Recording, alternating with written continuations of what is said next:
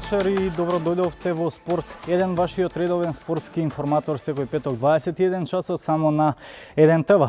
Јас сум Слајан Нивковиќ, а вечерва ќе третираме една интересна тема која се повеќе зема замав последниот период кај нас. Станува збор за хокејот. Спорт стар или постои некои 80, речиси 80 години во Македонија, си имал своји славни денови, славни времења, но потоа доаѓа и процес или период на хибернација и долга пауза, па речиси и не постоел. Сепак се враќа по неколку годишна пауза, се враќа и веќе почнува последниот период да има и успеси, да дава успеси, резултати. Се има, таленти има, љубов има, желба има. Едно нема. Немаме затворена хокеј арена, а тоа во последно време на големо апелираат и хокејарите и сите инволвирани околу хокејот, сите влюбеници на хокејот. Тоа е денеска нашата главна тема, ќе разговараме со двајца наши гости директно инволвирани од федерацијата, репрезентативец. Меѓу останатите имаме и содржини од ракометот, она што е актуелно кај нас, накрај секогаш традиционално следува и наградната игра, повторно 5 поставени прашања, 5 прашања поврзани со денешните содржини и 5 награди од нашите пријатели. Затоа бидете со нас, следете невнимателно за сите оние услови и правила на игра, посетете и нашата веб-сайт страница 1tv.mk, информирајте се за наградната игра.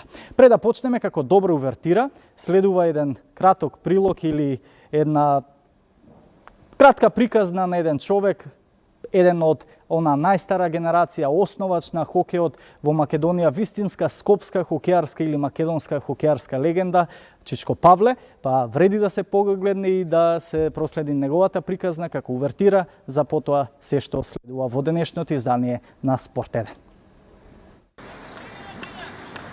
Речиси 80 години хокејот е присутен во Македонија. Се започнало во 50-тите години на минатиот век, кога група од македонски ентузијасти кои работеле и студирале во Чехословачка се запознале и влюбиле во овој спорт таму, па одлучиле да го пренесат и во нашата држава.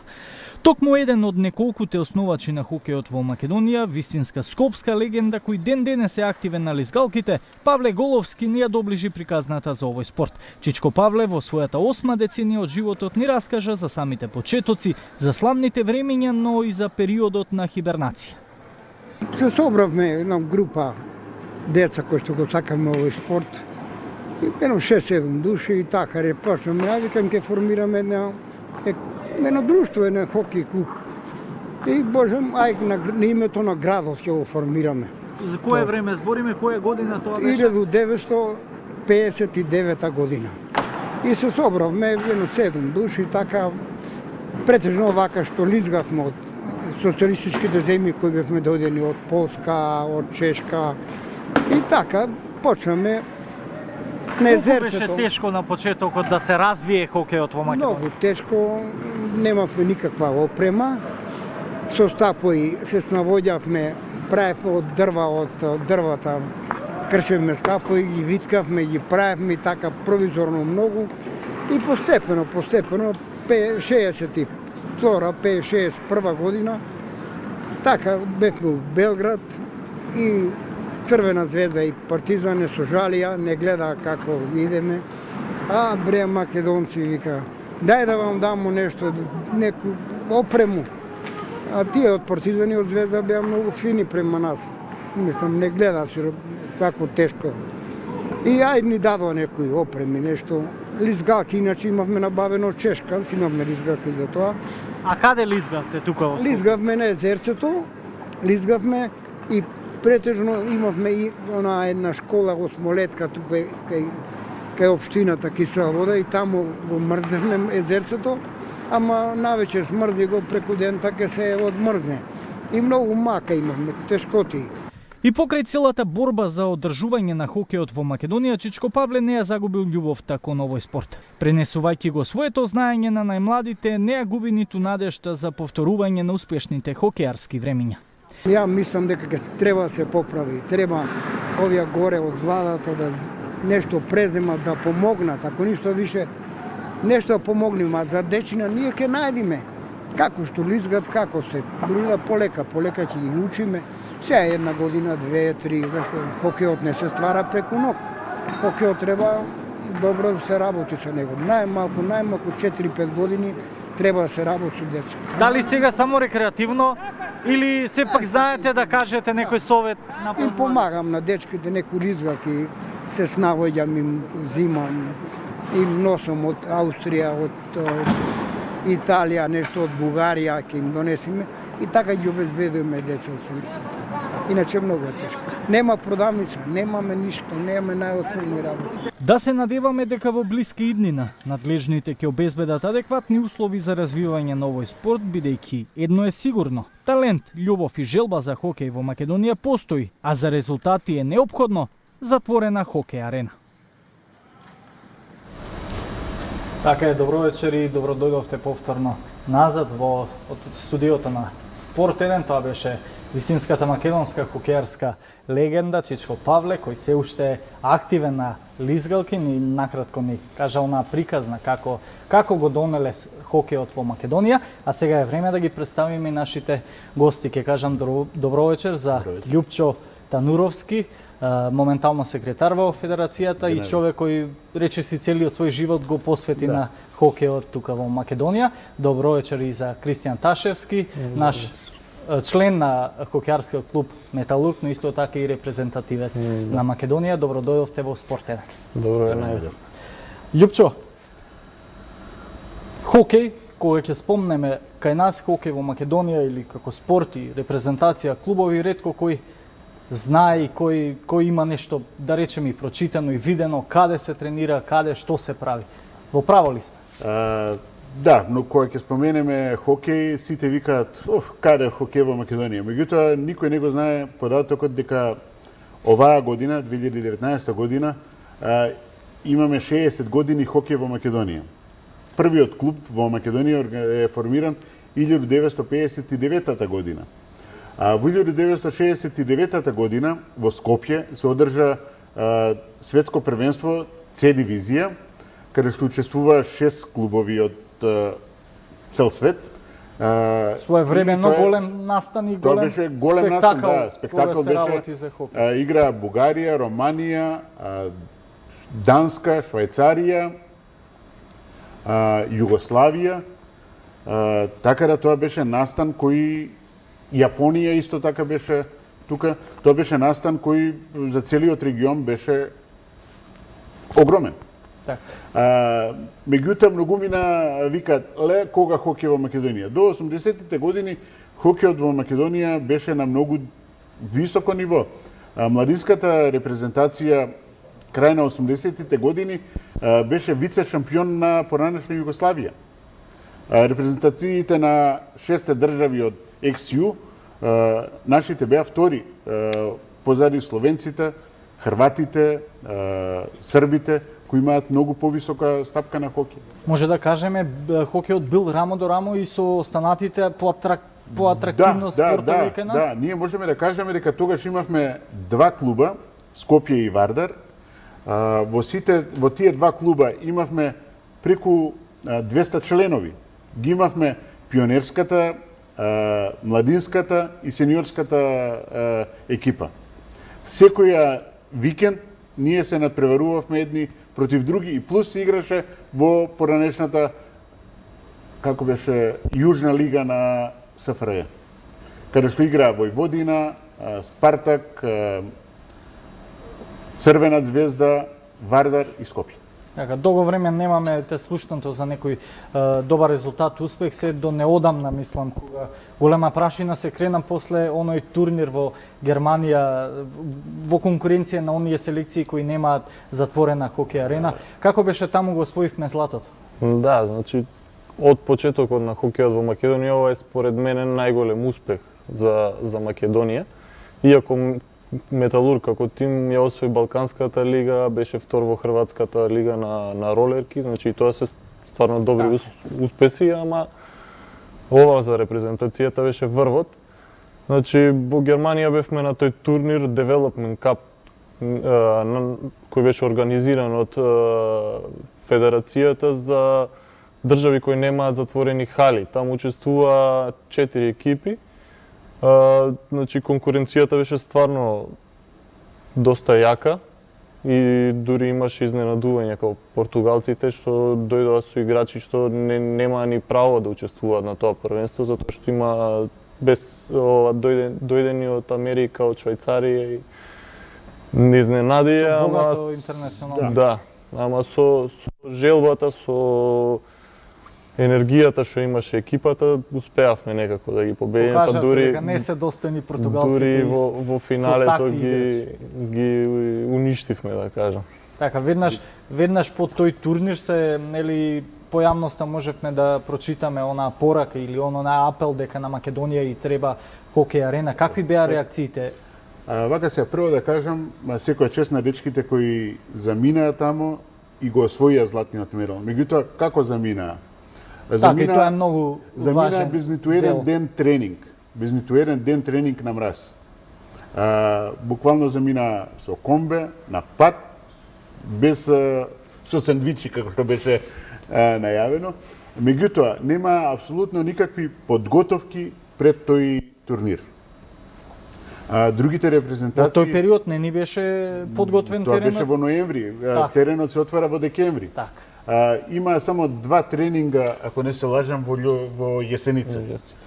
Меѓутоа, 2 тренинга за ваков настан тоа е ништо. Така. Така да нас ни е неопходно да тренираме затворена сала, каде би имале минимум 10 месеци мраз. И тогаш можеме да зборуваме за И резултати, и резултати успеси, за успеси, да. Ние овдека имаме во моментот 4 часа неделно тренинг. Сениорите имаат 2 часа. Тоа е мал број на часови за да направиме доволен број на посетители. Колку број сега репрезентацијата? Мислам, од која возрастна до која возрастна Вака категорија сега- се влегува во нашата репрезентација? Вака, категориите кои влегуваат се почнуваат во меѓународната федерација од 6 години, U6, U8, U10, U12, U14, 16, 18, 21 и сениорска. Ја можам да кажам дека пред неколку години нашите деца кои беа U14 тогаш, кои одевме на кампови, нивните врсници од Србија оваа сезона во Хрватска го освоија златниот медал и отидоа една дивизија погоре. Значи, врсници, меѓутоа они имаат услови за тренинг, Се имаат и редовни тренинзи, да, редовни процес на- тренинзи, да, процес на работа и одат нагоре. Ние имаме еден сериозен проблем. Страф ни е да побараме донација од опрема. Ние добивме донација од опрема, еве 2 години ни стои на царина, бидејќи немаме средства околу 8 до 10.000 евра ДДВ-то да го платиме. А опремата ја добивме поклон.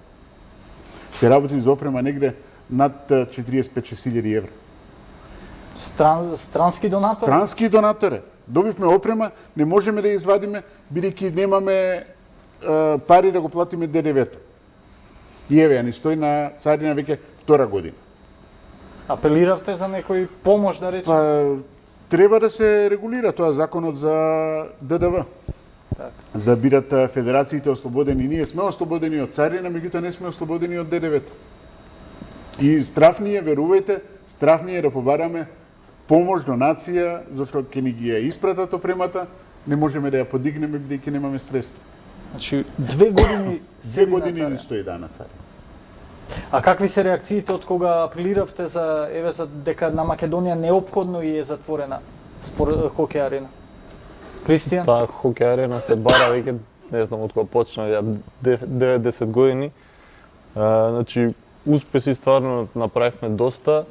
Ја афирмиравме државата низ, посебно низ Балканот, веќе не сметаат за некоја си солидна репрезентација и не сваќаат доста посериозно него кога почнувавме, ствари, кога се трудевме да издигнеме репрезентацијата. Реакции уште нема, резултати од нашата порака што ја испративме до јавноста и до државата. Така. Тоа ме интересира, каква е Нема- нивната нема- реакција, Па се уште кој е нивниот колку одговор? што сум јас упатен, се уште нема никаква информација. Наслушнав некои идеи и планови, ама нема никаква реализација се уште. Љупчо?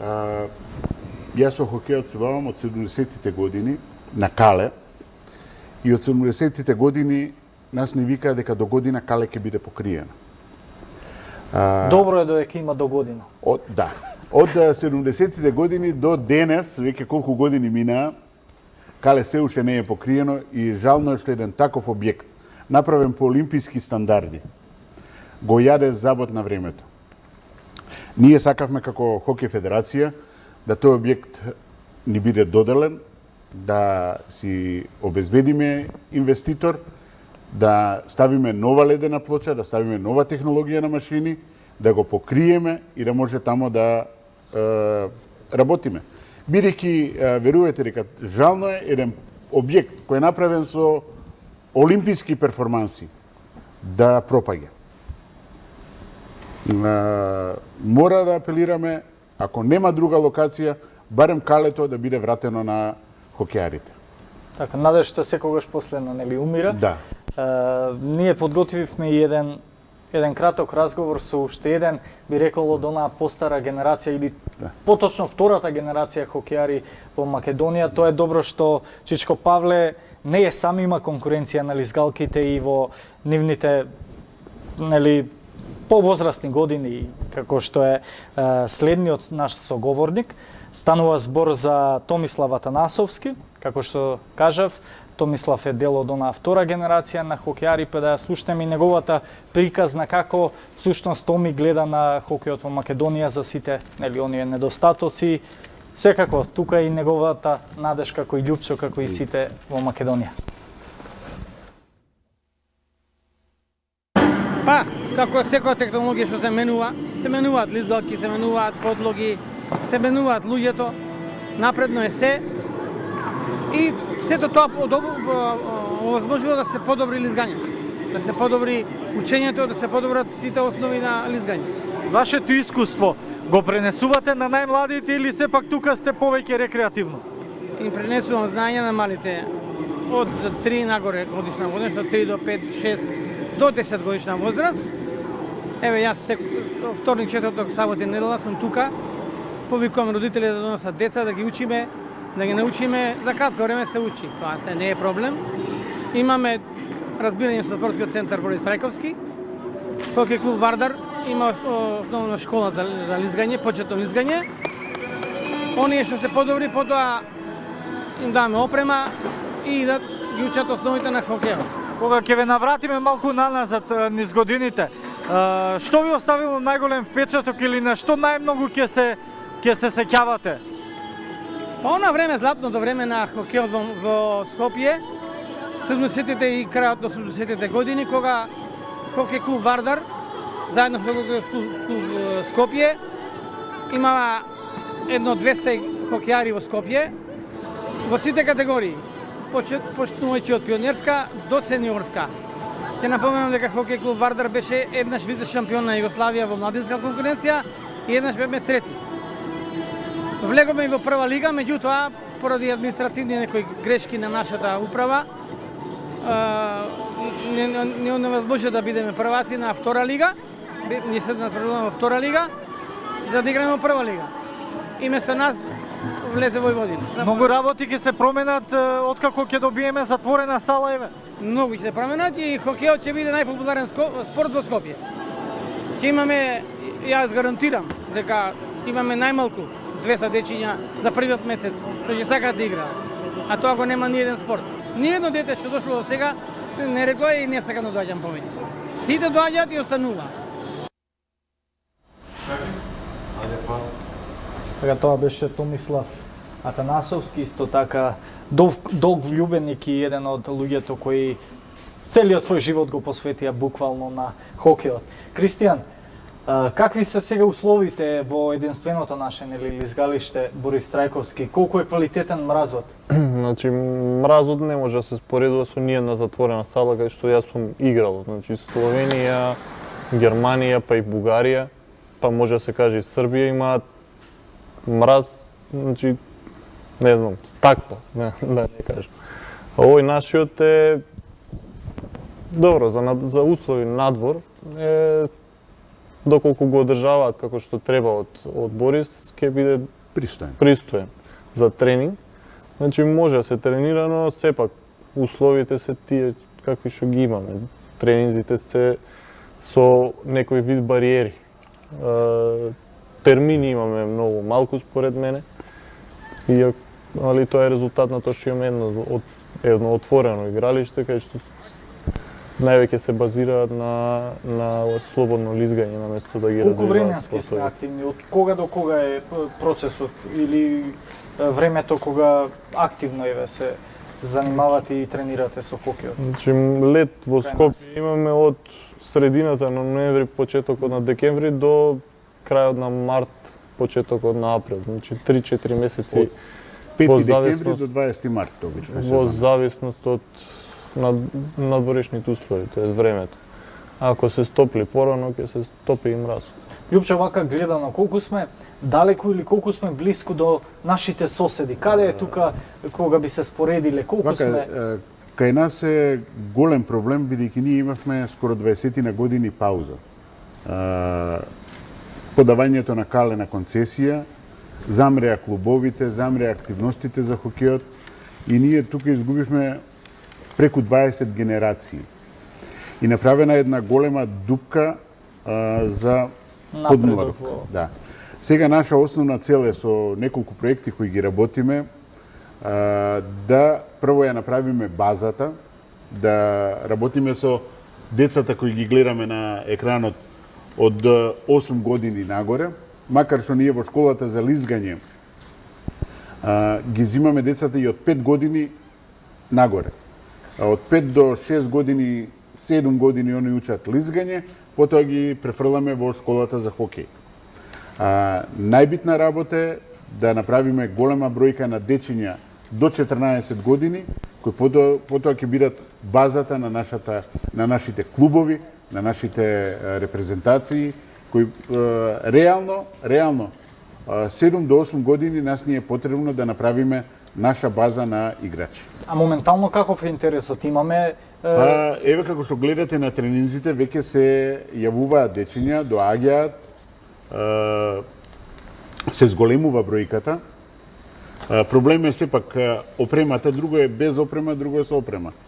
Во Скопје нема продавница каде што може да се купат лизгалки, палки, ги нарачуваме најблиску ние Бугарија. Па мора родителите да одат до Софија за да купат нешто. Доколку би имале продавница во Скопје би било полесно. Меѓутоа сепак се правиме напори, им помагаме на родителите да што може побрзо и поефикасно децата да дојдат до опрема. Блиску сме, како што прашав, до нашите соседи, конкуренцијата. Заостануваме многу? За жал да. Сепак таа Србија, затворена сала не. Таа затворена сала. Софија например, они имаат преку 20 детски клубови во категориите. Во сите категории имаат по 4 до 5 клубови. Србија исто.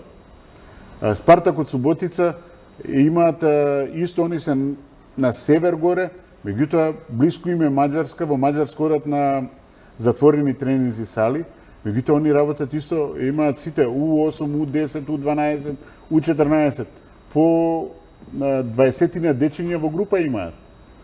Босна исто работат на развој на младите категории.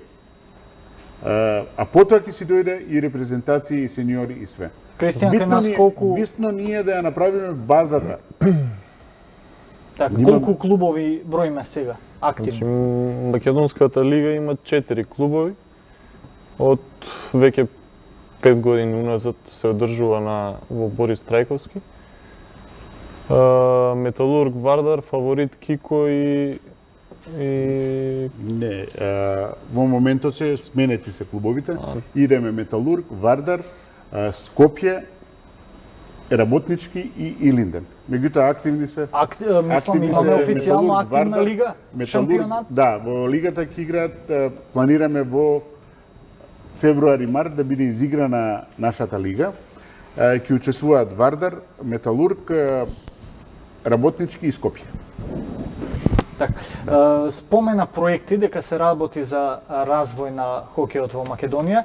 Во Федерацијата благодарение на тоа го имаме и подпредседателот од Турција, да не го погрешиме името, станува за Ферхан Тозулен. Токму со него разговаравме исто на оваа тема и за проектот кој всушност го имплементира токму овој период во Македонија, служи само за средношколците и бесплатно лизгање имаат само оние кои се прва година или генерација 14 години. И трета, четврта, така. Предлагам да го слушнеме и подпредседателот на Хокеј Федерацијата на Македонија. Hockey is improving. It's a developing sport. Во Македонија хокејот е во развој и полека напредува. Се соочуваме со проблеми поради немањето арена. Го имаме само ова лизгалиште. Се уште се обидуваме да обезбедиме услови да го развиеме овој спорт тука. Јас сум од Турција и таму работев како хокејарски тренер. А сега тука развиваме и проект во соработка со Меѓународната хокеј федерација и град Скопје.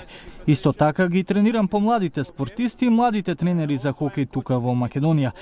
Ги представувам Македонската и Меѓународната хокејарска федерација. Овој проект е наменет за лизгање на мраз за средношколците во прва година, доколку сте родени во 2003 и 2004 година и е бесплатен. Тука може да дојдат и да научат да лизгаат. И доколку се заинтересирани за играње хокеј, ќе ги пренасочиме во клубовите тука, а со тоа ќе го зголемиме бројот на хокејари во Македонија.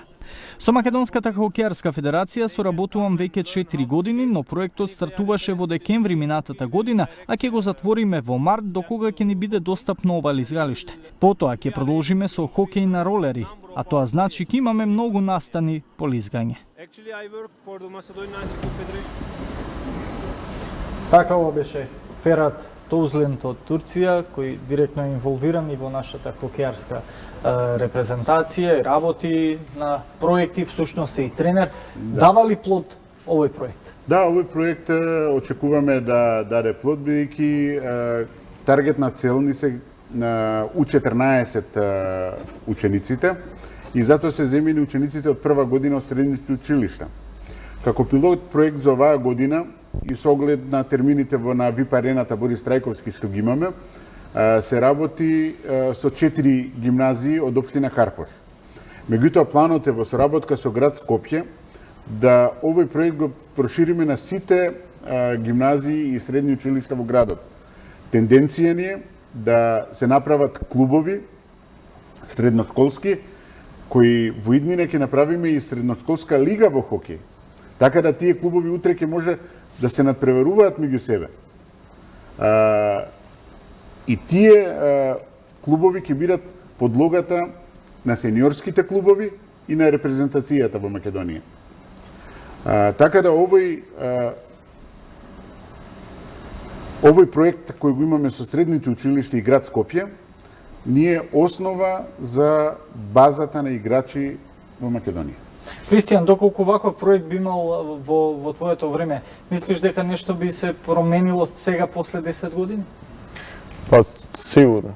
Значи да имаше вака ангажирани луѓе како што има во моментов, мислам дека ќе имаше една солидна, стабилна репрезентација која ќе броеше многу поише врсници мои, а вака имаме големи разлики во репрезентацијата од многу стари, тоест веќе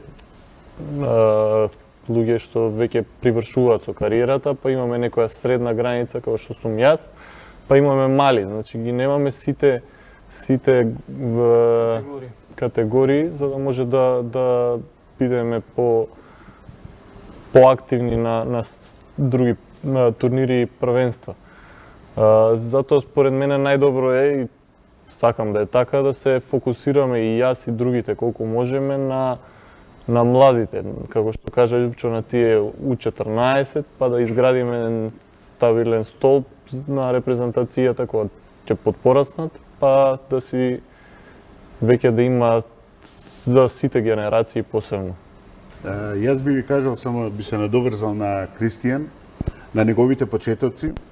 Они почнуваа на лизгалиштето Кале, таму немаа гардероби, зимно време знаете кои се температурите. Вие на минусни температури се соблекуваа на трибините, меѓутоа од оној ентузијазам да се биде хокеар и да се тренира, ништо не сметаш. Така да со никакви услови за ниту тушеви, ниту гардероби, ништо нема. Буквално, ако сте биле на Кале, знаете, на трибините се соблекуваме, се средуваме, после тренинг се соблекуваш, нема туширање и си заминуваш. Кога сме кај условите, сега ги споменавте, тогаш нема многу променето од порано, бидејќи имаме и некои фотографии кои датираат уште од самите почетоци и ова импровизирање, како што го кажувате, и без опрема, па може и да ги видиме тие фотографии накратко и да ги прокоментираме. Може. Има напредок, нема. Има, видите, под трибинскиот простор на Кале, Така? порано, пред да биде земен од Маки, внатре имаше 8 гардероби кои ги исполнуваа сите стандарди за светско првенство.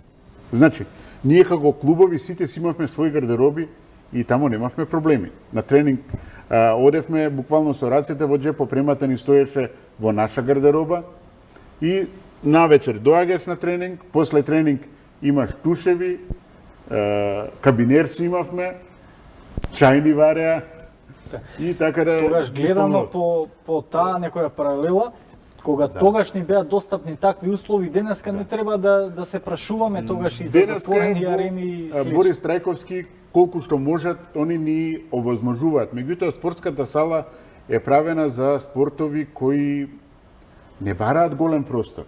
Вие замислете еден голман со неговата опрема, него му треба 4 квадрата простор за он да се соблече.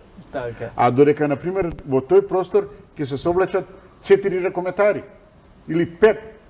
Така. Еве, ова е се тимот Атомската мравка ги вика, Атомските мравки. Тоа се Томислав Атанасовски, Страдал и Коле.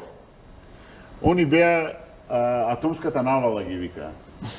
И они беа толку уиграни што Ова сега се понови слики, мислам, од да, некој... ова е од минатата година, Така? односно во Сараево, кога игравме тимот Балканскиот тим со Газпром од Москва.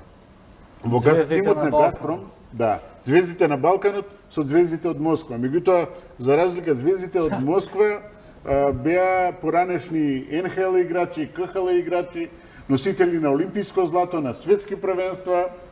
Беше задоволство да се биде дел од тој настан. Ова е фотографија снимена првиот тим, мислам дека е 60-те години, кај езерцето, кај градскиот стадион. Градски парк. Да, градски парк.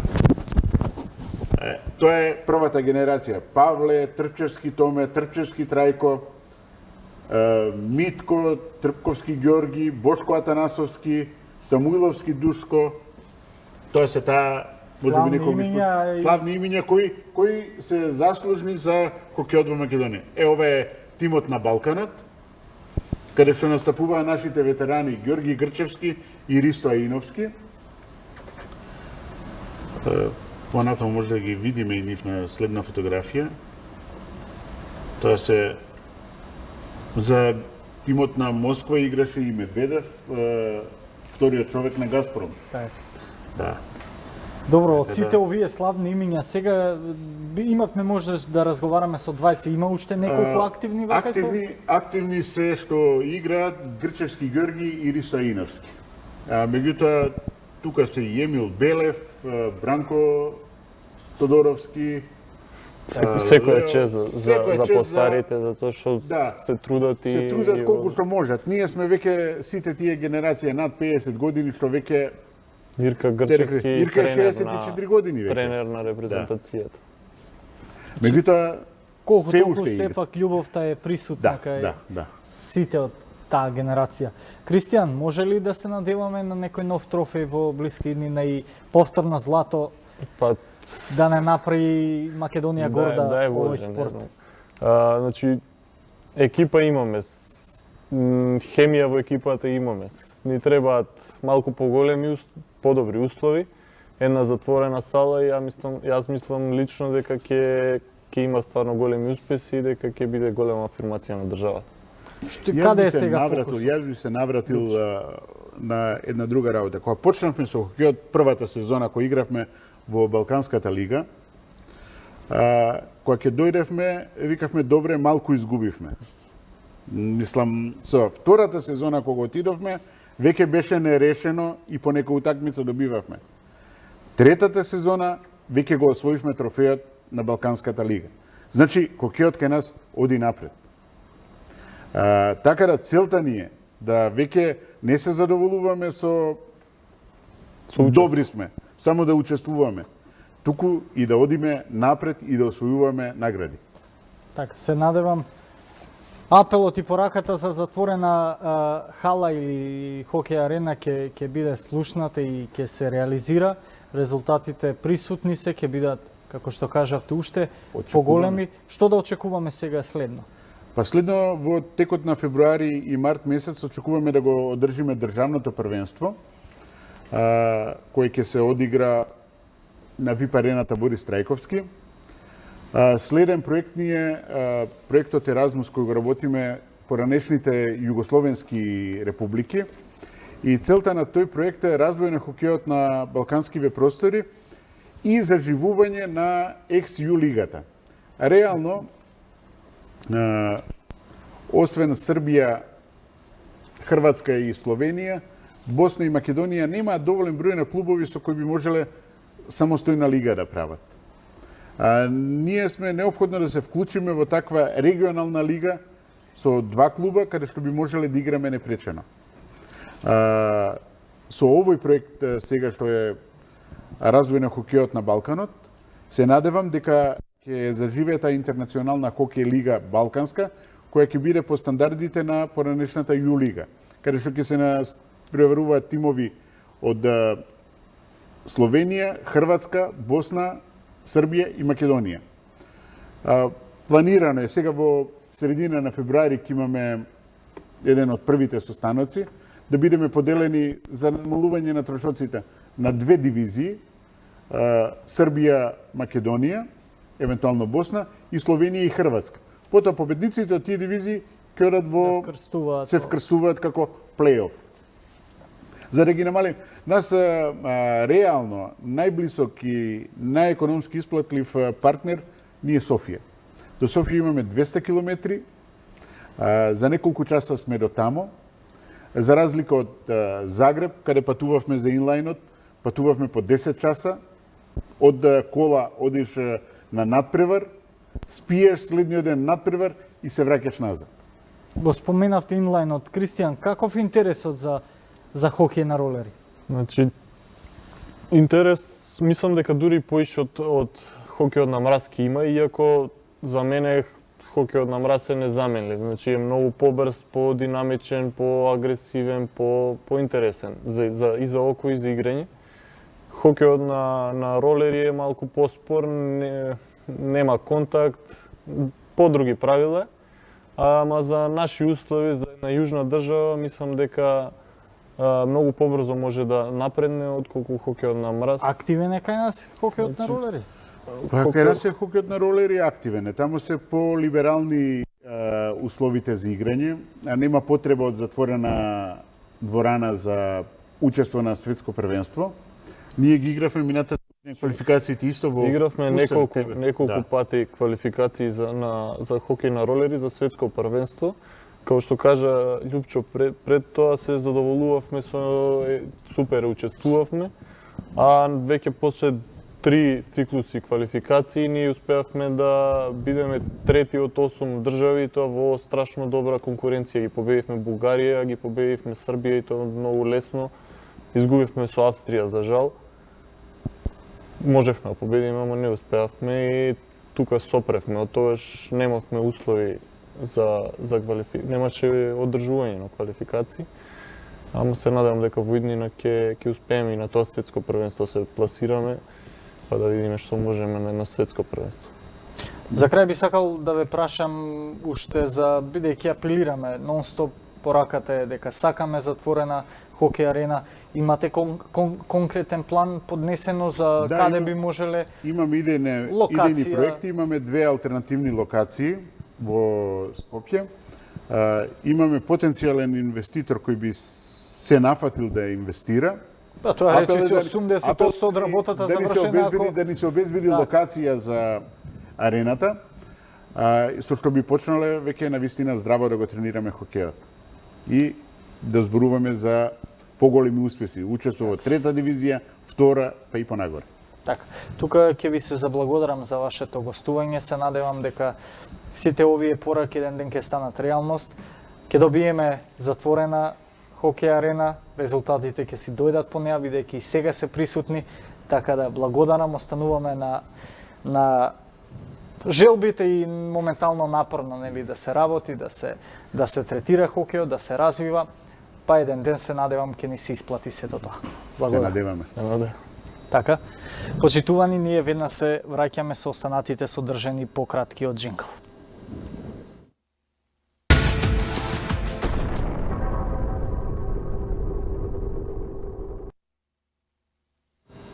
Од останатите содржани ќе издвоиме овој петок за ракометот, бидејќи по она репрезентативна пауза или по светското ракометно првенство се врати меѓународниот клубски ракомет. Активни беа нашите две ракометни екипи. Вардар се уште Металург не е, бидејќи утре му предстои надпревар. Вардар се ја оправда својата фаворитска улога против Војводина во својот прв надпревар во 2019, па да видиме што се го очекува сега нашиот македонски ракометен првак. Четирикратниот освојувач на СЕХА лигата Вардар со евентуална победа против Загреб во следното коло официјално ќе го потврди учеството на Final Four турнирот. Ова доаѓа по триумфот на вардарци против Војводина од 26-23. Македонскиот првак на гостувањето во Нови Сад не мина според планираното. Победата беше важна, но начинот на игра представува предупредување за избраниците на Парондо. Паузата си го направи своето. Имавме долга пауза, има играчи заморни од ова светско првенство, па имаме доста играчи повредени, али Војводина не изненади. Баш тешко, како што кажавте, али стигнавме на крај до победа. Пред Вардар се исклучително тешки надпревари во Лигата на шампионите. На 6 месецов македонскиот првак ќе му гостува на Рајн-Некар Левен. 10 дена покасно во Скопје доаѓа Веспрем. До крајот на февруари вардарци ќе му гостуваат на Кристијанштад во елитата, а месецот ќе го заокружат со домашен надпревар против Загреб во СЕХА лигата. Црно-црните се на второто место во групата А во Лигата на шампионите со скоро 6 победи, 1 реми и 3 порази кои им донесоа 13 бода. 5 повеќе има лидерот Барселона. Во ростерот на Парондо се уште се недостапни Борозан, Гетбан, Мораеш, Горбок и Карачич. Вардар ја заврши својата работа во првиот предизвик за 2019. Наред е Металург веќе утре против Загреб на домашен терен. Загреб е екипа која пред некаде на крајот од минатата година доби смена на тренерското столче. Веќе Лино Червар не е тренер, па оттука и внимателноста и загриженоста во очите на тренерот, но и тимот од Автокоманда. Предлагам да го слушнеме и прилогот за Металург. Ракометарите на Металург в сабота ќе отворат пролетната полусезона од СЕХА лигата со домашен надпревар против Загреб. Тимот од Автокоманда изминатиот период одработи одлични подготовки во Франција, освојувајќи го силниот меѓународен турнир во Греновел. Поради тоа во тимот владее голем оптимизам, но со огромна внимателност гледаат на противникот, особено поради доаѓањето на Бранко Тамше на тренерската позиција од Лино Червар. Прв надпревар после светското првенство, може би најтежок надпревар за нас. Позитивно е што си игра на домашен терен. Минус е малку што се работи за еден добар противник, квалитетен противник, кој исто така имаше доста играчи кои игра на светското првенство. По списокот што го добив на патници, гледам дека ќе дадат свој најдобар состав. Со нов тренер, малку ми е тешко да го подготвам овој надпревар, дека сигурно дека со новиот тренер сигурно дека има нека нова концепција на игра. Се работи за квалитетен противник, да играме еден добар надпревар и се надевам дека ќе пружиме, стварно ќе се покажеме едно добро светло.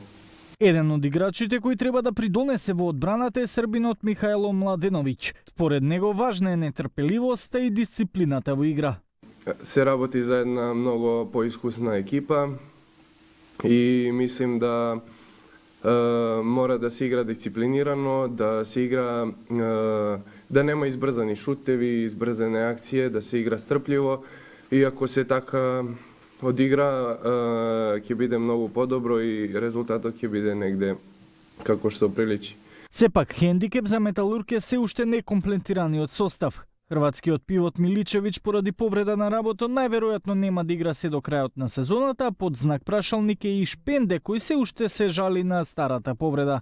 Металург по 13 одиграни надпревари е предпоследен со скоро 10 порази, 2 победи и 1 реми. Загреб пак со 11 победи и само 2 порази води тесна битка на врвот заедно со Вардар и Нексе со по 33 бода. Надпреварот Металург Загреб си игра в сабота во арената Борис Трајковски од 20:15. А откако се наметна како прва ракавица на тимот од Рајо Ваљакано, нашиот репрезентативен голман Столе Димитриевски веќе доби и нов договор и официјално е веќе не е на позајмица, туку станува голман на Рајо Ваљакано. Македонскиот репрезентативен голман Столе Димитриевски подпиша нов договор со шпанскиот фудбалски пролигаш Рајо Ваљакано со време траење до јуни 2022 година. Димитриевски настапуваше како поземен играш од гимнастик, но управата на Рајо одлучи во последниот ден од природниот рок да искористи клаузулата за целосно откупување на договорот. Димитриевски оваа сезона ја започна како втора ракавица на Ваљакано, пошто доби и неколку шанси пред крајот на минатата календарска година. По серијата добри одбрани и номинацијата за најкорисен играш на колото, Димитриевски доби полна доверба од клубот. Рајо Ваљакано по 21 коло во примера е на 17-то место со 23 бода, а на последните 5 надпревари забележа 4 победи и 1 реми, со што излезе од зоната за испаѓање.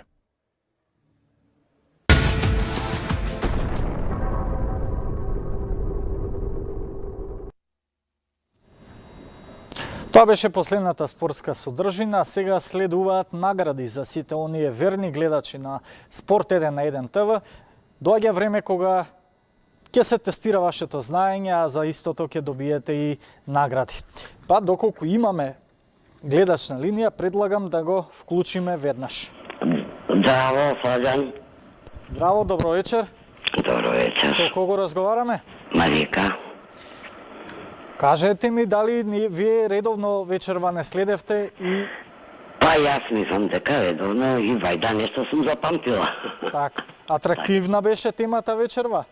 Па, за хокејот да ти кажам, знаев ја дека е од пред 80 години. Так. Тогаш повелете, бирајте први, имате на располагање 5 први нека биде првото. Првото? Да. Првото е токму за прашање за хокејот. Кога за прв пат се појави хокејот во Македонија? 30-тите години од минатиот век, 50-тите години или 80-тите години од минатиот век? Еве ти 1959. Браво, точен одговор, во 50-тите значи години од минатиот век се основа или дојде хокејот во Македонија од група студенти и работници во Чехословачка. Тие беа и главните иницијатори за хокејот да стартува во овие наши простори. За овој точен одговор добивате награда фудбал фотелја од нашите пријатели Атланти Комерц. Благодарам. Истите имаат продавница на Битпазар и Скопјанка. Повелете, оставете вашите лични податоци и контакт во режија, а можете наградата да си ја подигнете од понеделник до петок од 10 часот наутро па до 22 часот пред полноќ или после план. Доколку имаме втор гледач, да го слушнеме. Добро вечер. Никола Смилковски. Здраво, Никола. Повели бирај 2, 3, 4 или 5? 4. Број 4. Да. Прашањето под број 4 гласи вака. Која екипа е актуелен шампион во ракометната СЕХА лига? Металург, Веспрем или Вардар? Вардар. Вардар е точниот одговор. За ова ваше знаење од ракометот добивате награда од Профит, протеински шејкови без ГМО и без глутен со доданени минерали, витамини и колаген. Благодарам за јавувањето. Следен гледач. Ало. Ало, добро вечер. Со кого разговарам? Добро вечер, Ненад на линија. Ненад, нашиот најредовен би рекол. Да. Гледачи, повелете тогаш. Бирајте. Кои остануваат? Остана 1, 2, тоест не. 1 и 4 се отворени, 2, 3 и 5. Па е 5. Да пробам. Така, прашање под број 5 гласи вака. Лидер и бранител на шампионската титула во домашната кошарка е Работнички, МЗТ Скопје аеродром или Куманово? Мислам дека МЗТ. МЗТ Скопје беше неколку години наназад, но од минатата година не е повеќе. Не е тоа Ништо. точен Тоа е. одговор. Ви благодарам на јавувањето. Дали имаме следен гледач? Добро вечер. Зоран, Добро Ало. вечер, се слушаме. да ве слушам, добро вечер. Со кого имаме чест? Ало, Гордана на телефон. Добро, Гордана, повелете, бирајте прашање за награда. Остана Која отворени 2, 3 и 5. Па 5 нека биде.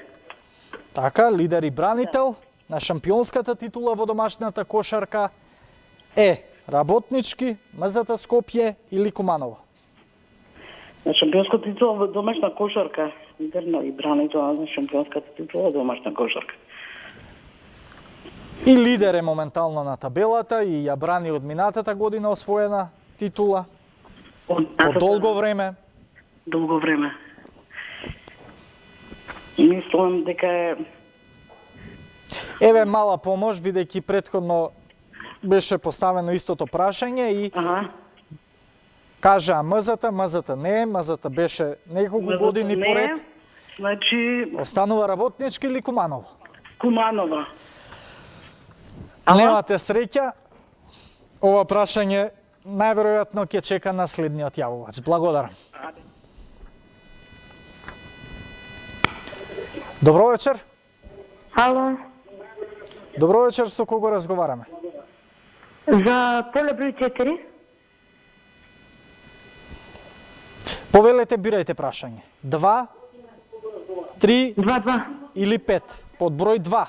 2. Од денешната главна наша вечерашна тема. Што им е потребно на хокеарите во Македонија? Отворена хокеј арена или затворена хокеј арена? Отворена. За жал, тоа не е точен одговор. Повеќе среќа следниот пат. Добро вечер, доколку имаме следен гледач на линија. Ало, добро вечер. Здраво, со кого разговараме? Со Дуле од Скопје. Повелете, бирајте прашање. 2, 3 или 5? 5. Веќе два пати го поставивме, се надеваме трета среќа. Лидер и бранител на шампионската титула во домашната кошарка, кој е? Работнички, МЗТ Скопје аеродром или Куманово? Работнички. Токму така, Работнички од минатата година е шампион Работнички, кошаркарски да, на шампион, Македонија и моментален лидер. За ова точно одговорено прашање добивте награда. Фудбалска фотелја од Атлантик Комерцо, продавница, нашите пријатели имаат на Бит пазар и Скопјанка. Наградата можете да си ја подигнете од просториите на 1ТВ секој работен ден од 10 часот наутро па до 22 попладне. Благодарам. Следен гледач, добро Ало? вечер. Добро вечер. Добро вечер. Со кого разговараме? Со Драгица, Славевска. Драгица, повелете, остана уште 2, 3 и... 2 и 3, така. Под број 2, прашањето гласи вака. Што им е потребно на хокеарите во Македонија? Отворена хокеј арена или затворена хокеј арена? Затворена. Токму така. Затворена е апелот и пораката на хокеарите за поголеми услови, резултати и поголеми успеси. Ви благодарам за ова одговорено прашање. Добивте награда од Профит, протеински шејкови без ГМО и без глутен со додадени минерали, витамини и колаген. Добро вечер, велам и за последниот наш гледач. Доколку имаме гледач на линија, предлагам да го слушнеме. Добар ден. Добро вечер. Добар ден, добро вечер, како и да е? Со кого разговараме? Со Бранко. Бранко, повели, тоест нема да бирате туку, остана уште... Извинете. Ме слушате? Добро вечер. Добро вечер. Сега веќе не е Бранко. Сега е неговата мајка. Повелете, мајка, остана уште прашањето број 3 кое гласи вака. За кој фудбалски клуб брани нашиот репрезентативен голман Столе Димитриевски. Гимнастик, Леванте или Рајо Ваљакано. Тоа беше последната спортска содржина во вечерашната наша емисија. Значи, каде брани Столе? Од вчера веќе денес има... Рајо Ваљакано. Толку така. Во Рајо Ваљакано, точен одговор. Добивте мега фотелја, фудбалска фотелја од Атлантик Комерц, нашите пријатели со продавница на Битпазар и во Скопјанка. Тука, почитувани, ќе ви се заблагодарам за вашето внимание, за довербата со која не следевте. Останете и понатаму со 1TV, ви закажувам ново спортско издание веќе следниот петок 21 часот. Од мене пријатно.